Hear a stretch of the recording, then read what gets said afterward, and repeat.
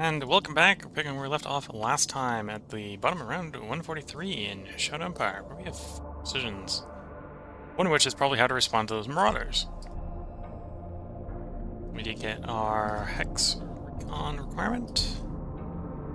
We got another plea of friendship, which is good to see.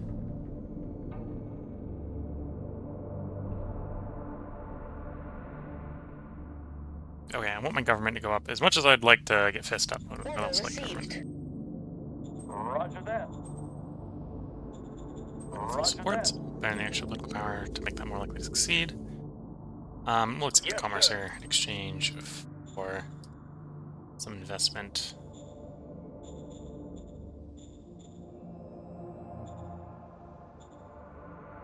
Roger that.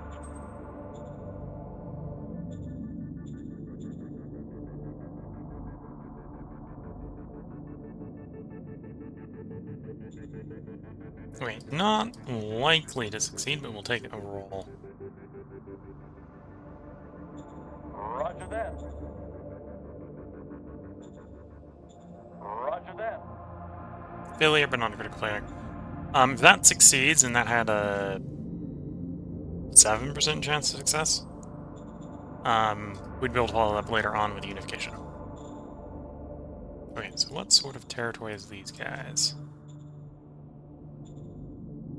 We'll dump in some spies and find out.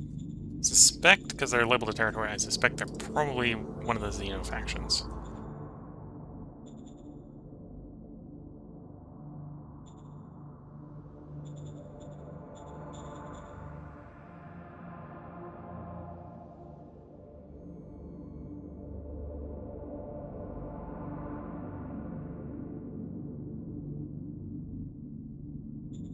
Wait, so we've got the first fully back across to the capital area.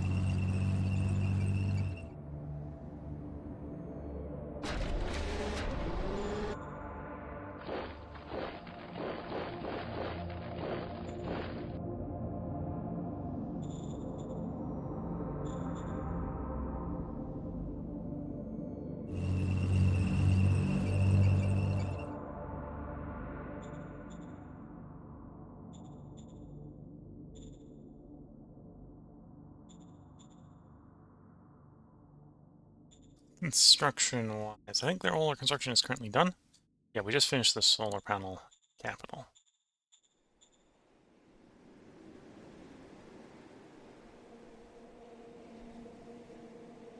That probably does make sense to start to expand the capital's bureaucracy.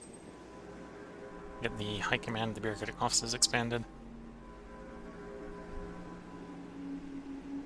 Both looks like they're going to take about 600 metal and 300 industry. We got the industry, we also got the metal, so let's actually just keep both those up.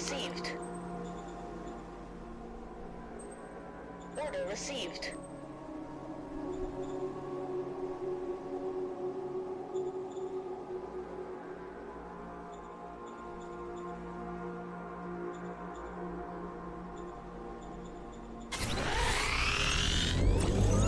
PlayStation, probably won't use that. We'll probably use that arena.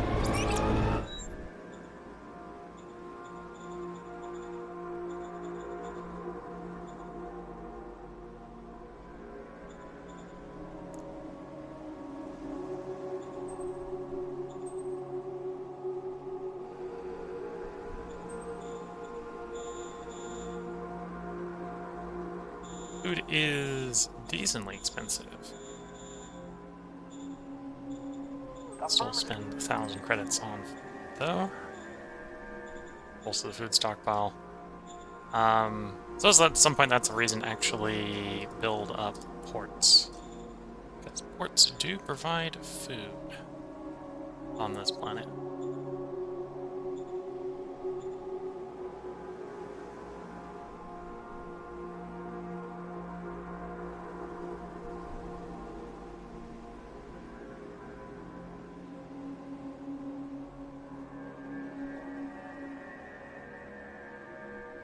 So once those spies are embedded, we should have an idea of what sort of zone that is. If it is a Xeno zone, it's probably not worth invading. It's probably better off to invade the neighbor we're next to.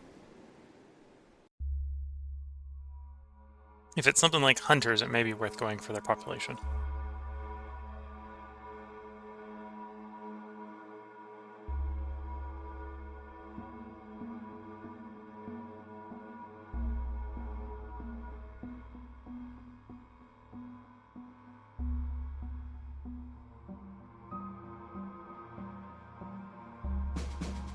Steel land, round 144.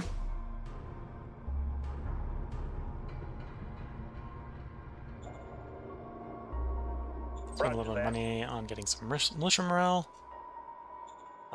You want us to be at war with Lime Top Clan. I don't want to be at war with Lime Top Clan. As much as I am pro-fist, I think this is a pro-fist demand motion here. We're trying to diplo annex them, not military annex them, so we're going to refuse that motion.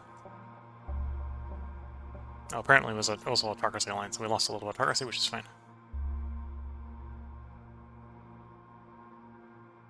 Military tech-wise, we just finished mines up. We do advanced sensors in pursuit of getting down to high-tech industry.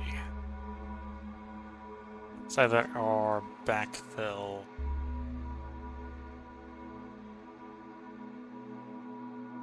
Some other techs. Yeah, let's do advanced sensors. Copy that. In pursuit of high-tech industry. And we want to develop a heavy tank just so we can get the types behind it.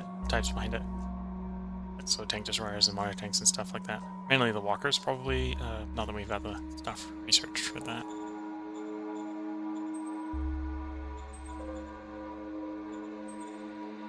Affirmative.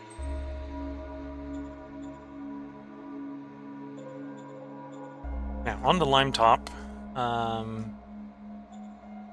obviously to diplo annex them, we need to successfully get off an offer of protection.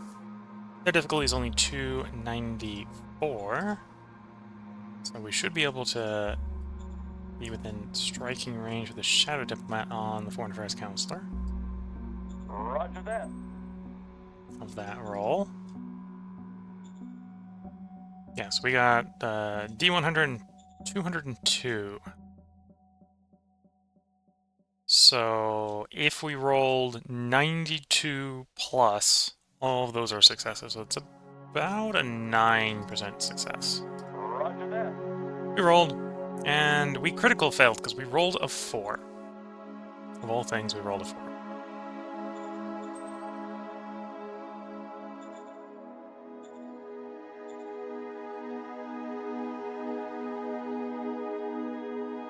As far as major diplomacy goes, I believe... Oh, we do have the reconnaissance on that zone. So that zone is nomads. So it's almost as bad as Xenos, because unlike the Xenos where we could potentially diplo annex them without having to invade them, nomads are even worse in that we'd have to land them and there's no population there, it's just an island.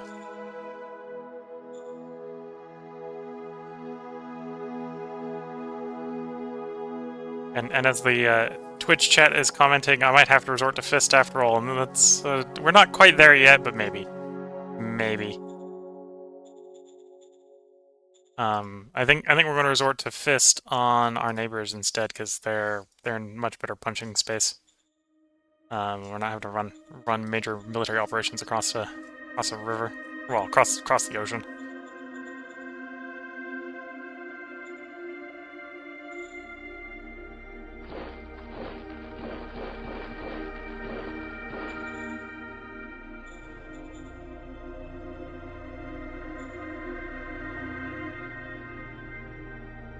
Okay, starting to strategically redeploy that unit.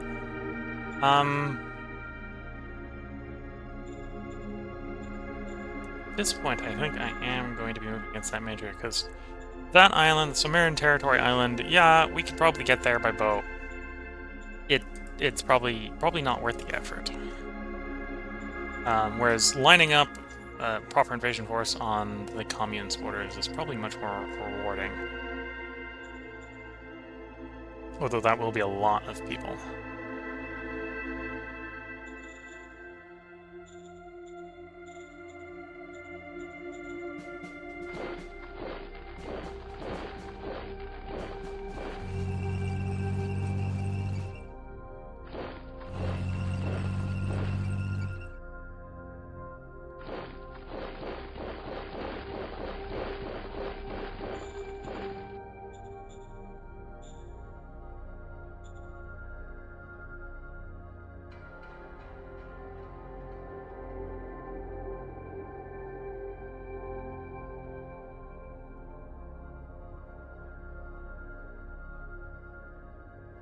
Okay, so I think the 5 units of the 12th should be enough to take over Elko when the war starts.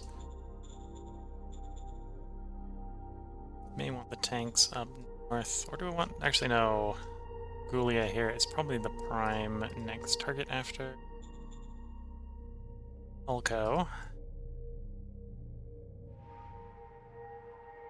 Okay, and most of this up here looks like it's empty territory because the city's over here. So we probably want higher quality units down south, the lower quality units attacking north.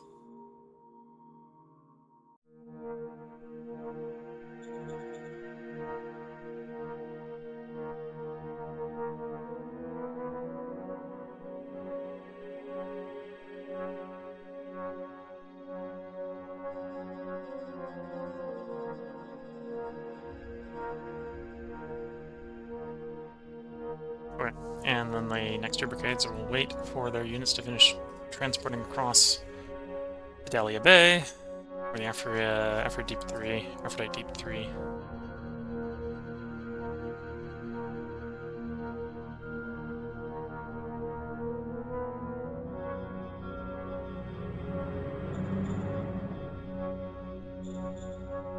Which is going to take a while, because we're only able to only get 2 across a turn.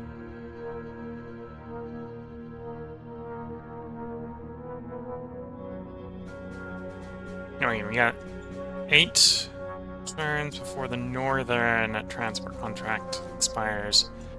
We can come in here and pay for more rounds, which is probably what we will do. Though it feels expensive here. 391 credits a round. It's a bit expensive. Okay, so if you paid the political power the first time, the contract's pretty cheap. Good to know. So we'll have to watch that one. This is about... when it's got 0 rounds left, I think we need to play the transport contract card again to get it going. Or 1 round? This is 1 round to something.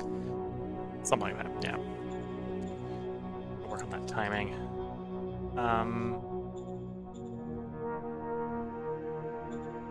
I think construction-wise... Am I building anything? Yes, we are building stuff, and I should let it complete, because it's not running at full speed.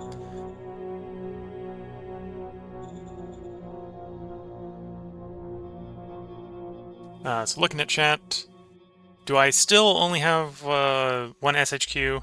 Yes, I am still managing to operate with only 1 SSQ. That's one reason why the sort of logistical issues could become a problem if I have to do a transport to a given island and then a transport from that island to the next. Because that's what I have to do to get back to the single SHQ. And it doesn't quite make sense yet to run multiple SHQs because we're still very dependent on resources on our effectively our capital continent. And then another chatter is, how does this game compare to Terra Invicta? So Terra Invicta is sort of a space game, right? So a lot of the conflict in there happens in space. And it's a lot of stealth and covert operations and stuff like that. This game is instead a little bit more... It's more of a turn-based war game. It's probably a good way to think about it, with some light RPG elements to make it so each game is not exactly the same as the previous one.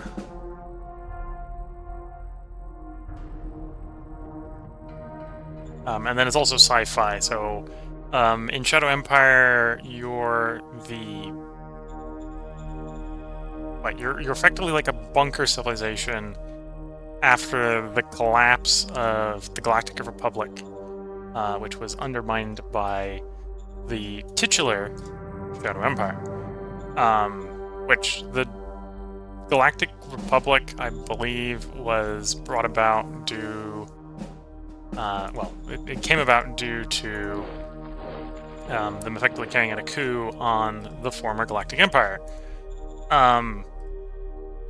After the Shadow Empire, or after the Emperor kind of like transcended physical reality.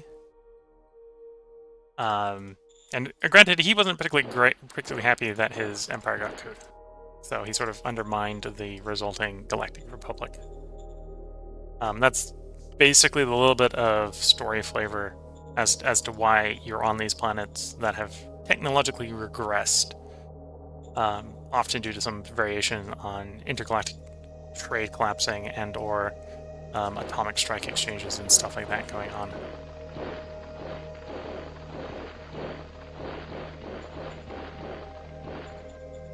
During the resulting civil unrest from the collapse of the Empire and or the Republic.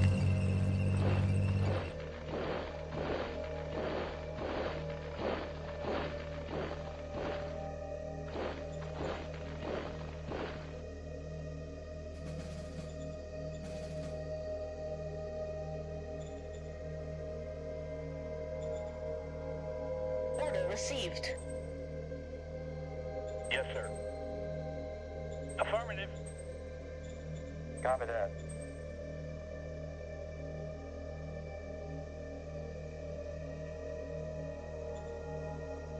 Copy that. Okay, construction is proceeding at pace, which is good to see. Metal's reasonably expensive. We're going to export a little bit of our metal to balance the budget.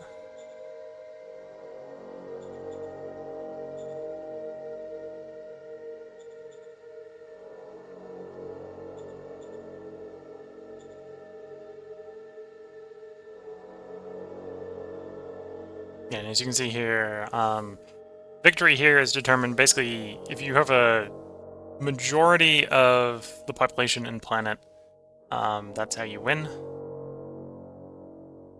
And currently we're in second. We're Steel Land here. Brunderstein isn't far enough up in the lead that we have to worry about them running away with it. But they are a little bit in the lead. And right now we're actually on friendly terms with all the majors. But at some point we're going to have to probably backstab one of them. Because while we are on friendly terms with them, we're not on such friendly terms that they'll simply just agree to... Well, actually, the guys I'm about to attack are actually at the point where they're willing to negotiate an agreement with me. A victory pact agreement with me. Oh, we have finally located the last major, so we should open contact the last major. Roger that. We'll see if they're open to negotiations.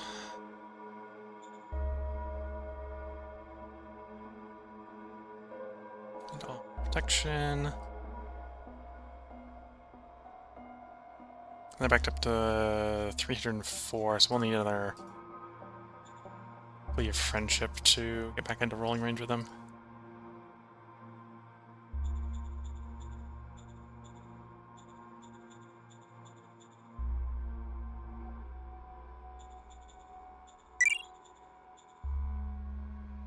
Militant Terrain might play.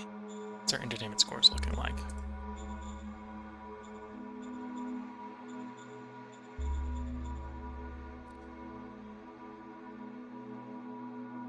Capital could possibly use a little bit more.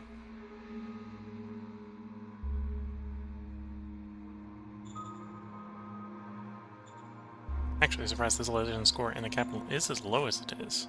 So it is growing. It's growing 1 or 2 a turn at the moment, so. You're 26, you're 22, 18, 12, 6. So you could probably actually use it the most.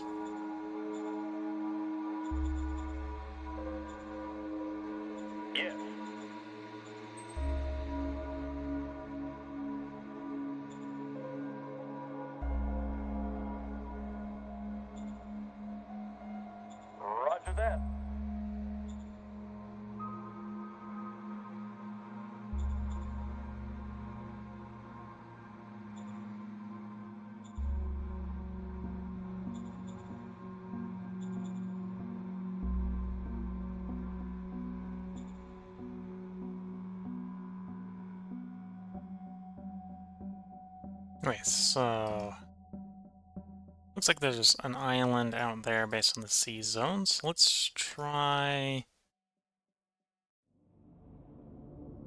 I think it's recon that I need to. No, we don't have to look far for that right now. We'll come back to that. Recon to one of the neighboring zones. 2 more turns. We should have the bureaucratic office expanded in the capital.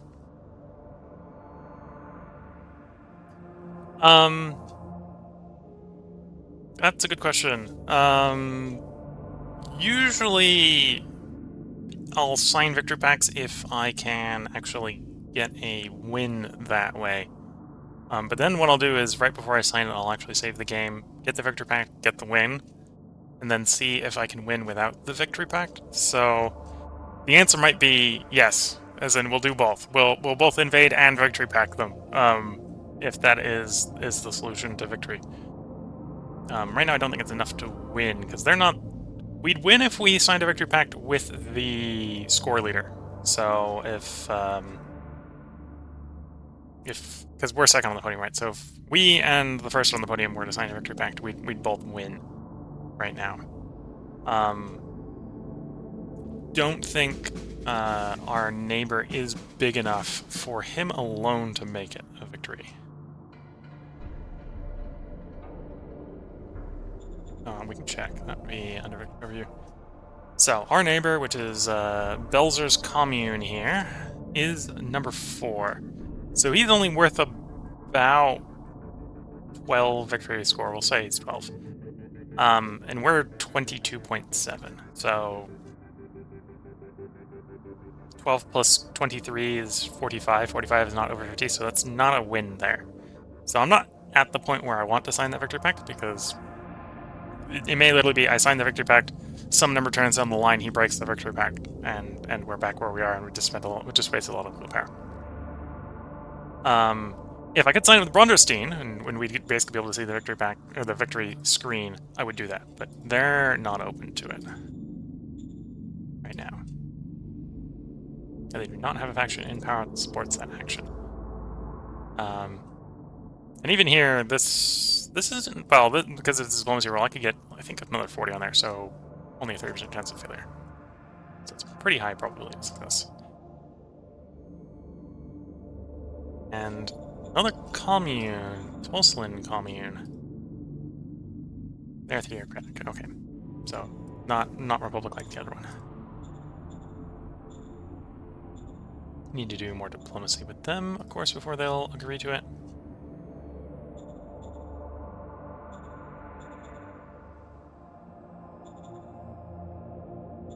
Roger that.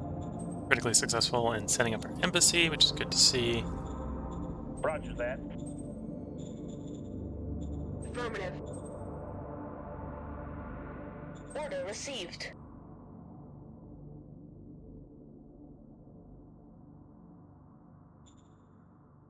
Roger that.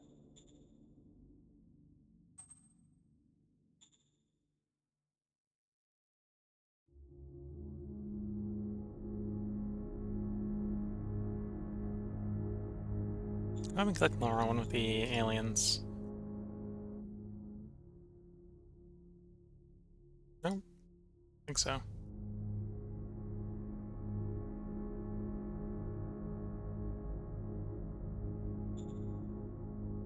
Maybe we just don't have enough reconnaissance on these guys. Let's play some spies. Get some more reconnaissance on them. Copy that.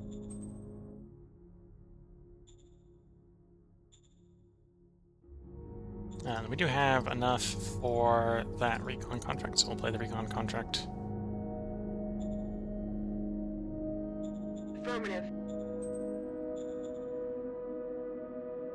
And Maritime Trading House-wise, still got 6 more turns before our existing contract expires.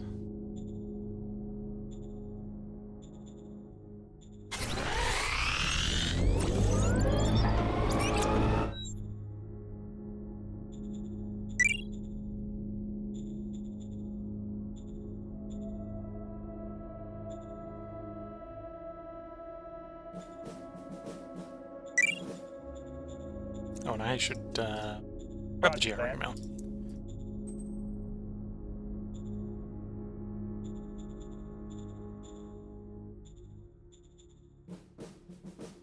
Finish getting these guys in position. It's going to be a lot more moving to get enough. It's piled up, but...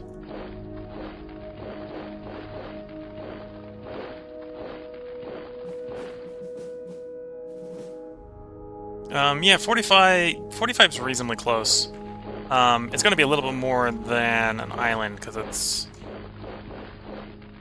we need, like, a population center. So, I think this city, for example, which Wondersign just took over, I think that city alone was worth, like, 3%, because it's half the victory score is population, half the victory score is land. And this is a reasonably large world, so there's a lot of land on it. But there's actually not that many people, per se. So some of the cities are actually pretty heavyweights as far as victory score goes.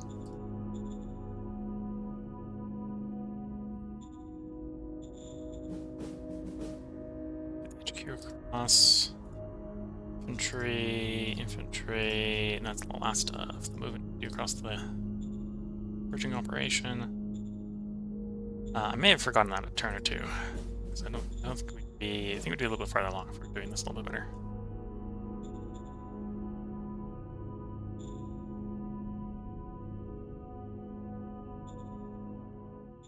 And we're gonna have to raise a few more brigades. That's expected to some degree. Construction-wise, next turn the bureaucrat office will be complete. We are burning through metal, so we're not going to be in a position to necessarily start on bureaucratic office 4. Let's cycle the turn. One option that is also a way we could potentially win is, I think right now with the 3 mages that I have diplomatic contact with, and I don't suspect there'll be a problem with getting it with the 4th one, we do have freedom of movement. So if we make our cities just better than theirs, all their people leave their cities and come to our cities. So I may attempt to do some variation on that, where we just try to make effectively the Shadow Empire equivalent to Cultural Victory, where we just make our country the better country and everyone leaves the other countries.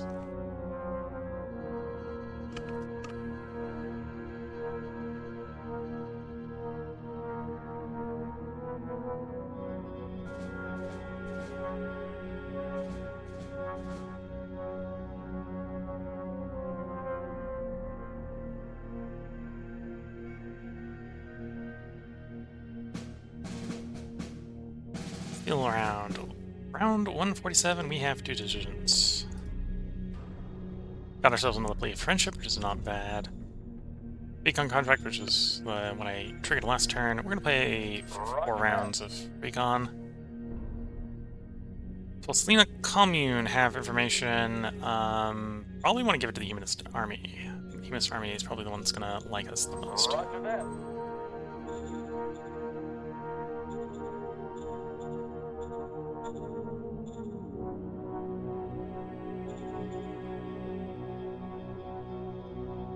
Construction-wise, bureaucrat office completed. And 3 turns out on the High Command. Both of those are going to give us more bureaucratic power. Tech-wise, we're just halfway through doing metal soil filtration. So when metal soil filtration gets done, that may be a solution, long-term solution to our metal issues. Though it'll still be a little bit expensive getting that up and running, because that's going to require machine parts and high-tech parts. Well, I can workshop up the machine parts, but the high-tech parts we've got to buy at exorbitant prices. So let's friendship plea these guys. Roger that. And then, after we Shadow Diplomat our Director of Foreign Affairs, Roger that. that should make him plausible to get off the offer protection. Anyway, we got 11% chance of success. Roger that. And as is the case, often we get 11% chance. 11% chance is still pretty low. Then majors, we want to do major with the major, or blah, do trade, well, do diplomacy with the major that we've just established communications with. Okay, so we can do cultural exchange with them. Roger that. Another critical success. So that should start to give us some more reconnaissance info on them. More than what our supplies are giving us right now.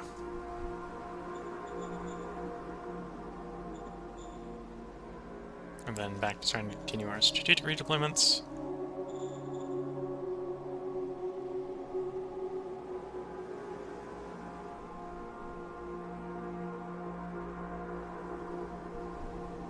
Almost got it all across. The HQ is the only bit that hasn't come across at this point.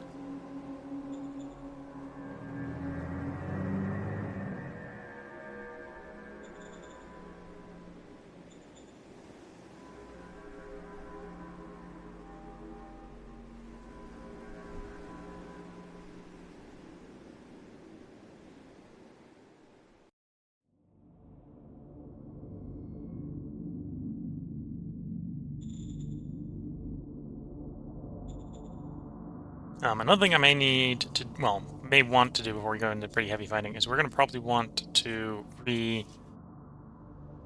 our brigades. Right now our brigades are just pure light infantry. And giving them some like anti-tank weapons, something like that would probably be good going up against people who, okay, maybe don't have a lot of tanks, but are more likely to have some stiff resistance if we go into them. So these guys aren't the leaders, so maybe they're behind attack. We'll see. Okay, let's cycle the turn again.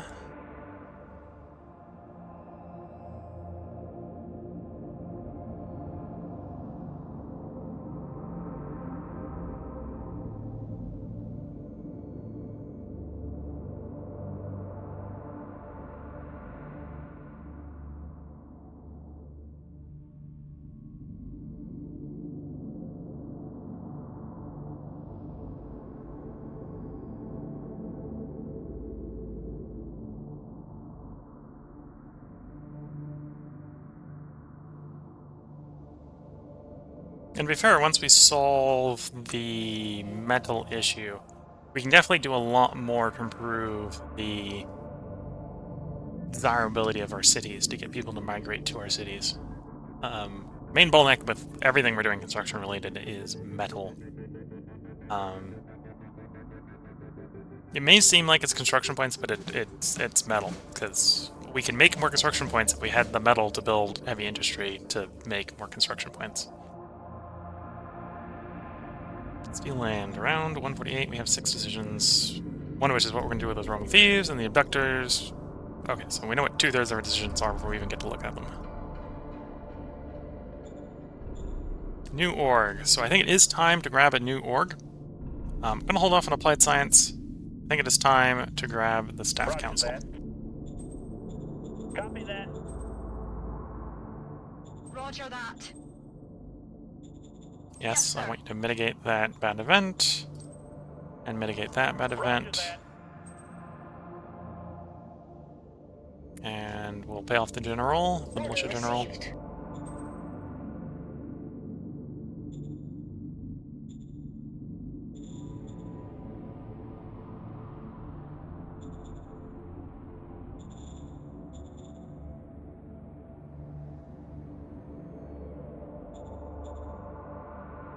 My command's 2 turns out when it's upgrade. I don't think I have any unassigned personnel. So we need to acquire a personnel for the vacancy we've just made.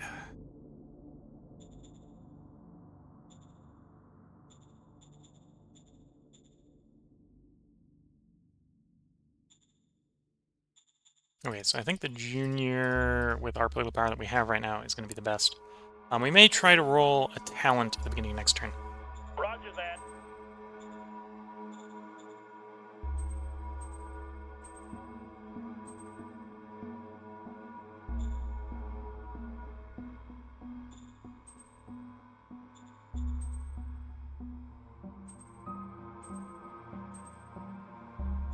So that was the reserve pool guy we got.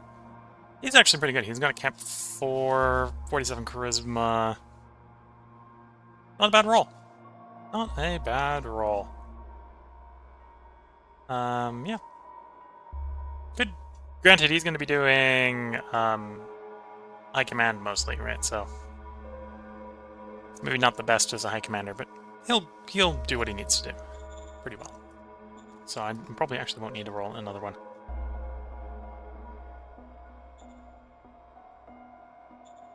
That's going to be about 200 metal to finish that up. How much does the port upgrade cost?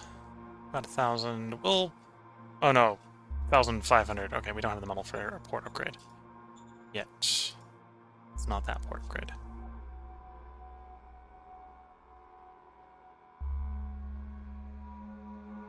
And I attempted the offer of protection this turn. I think so. No. No, it won't work without Shadow Devil Knight. We can't afford the Shadow Devil Knight right now. We have non-aggression pact with them. No. And that's only 5 political power. We can afford that, so let's roll that. Roger that.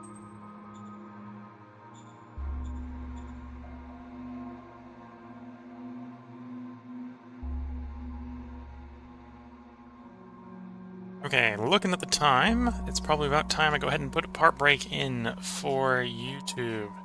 So when this end turn ends, we're going to go ahead and take a part break. During that part break, I'm going to spend the time to go make a cup of tea up. And then we'll pick up with the recording after I finish making that cup of tea. So if you're watching on YouTube, there will be another part up tomorrow.